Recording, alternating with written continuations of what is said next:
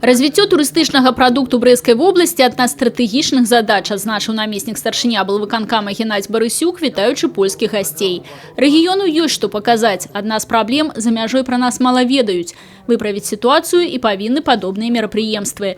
Туроператоры Польшчы на 3 дні приехали в Брэсцкую область, чтобы познакомиться с ее потенциалом. Моя фирма, мы уже 20 лет занимаемся отправкой в Беларусь.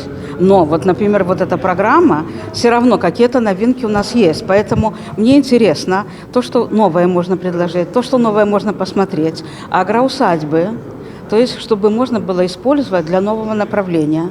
Прадстаўнікі турыстычнага бізнесу Польшчы адзначаюць, цікаўнасць да Беларусі павялічваецца. Поток замежных турыстаў расце, адзначае і беларускі бок. Чаму значна паспрыяў і наогул бязвізавы ўезд і аб'яднанне Брэсцкай і Гродзенскай бязвізавых зон. Теперь, когда сделали вот этот классный коридор, и мало того, что добавили еще Гродно, то есть можно с Бреста попасть в Гродно, можно даже, в принципе, закончить и в Вильнюсе.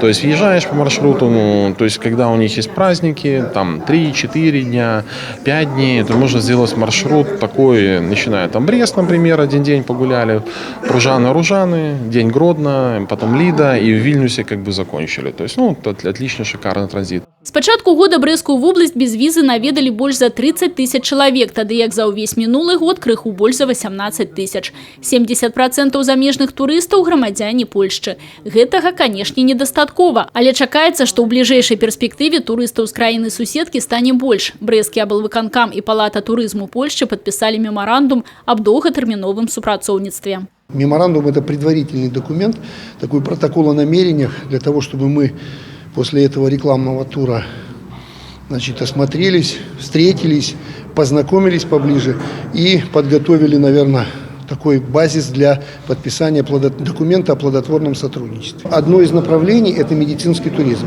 Это медицинский туризм, и это однозначно перспективное направление. Мы сейчас видим перспективу развития в сторону нашего Полесья. Пинск, Ляховичи, экотуризм. Поверьте мне, в Европе не так много таких уголков природы, на которые стоит обращать внимание. Польскім турыстам у Брэсцкай вобласці цікавыя аб'екты агульнай гістарычнай спадчыны, замкі, палацы і іншыя славутасці. Усё больш палякаў выбіраюць сваім месцам адпачынку беларускія санаторыі.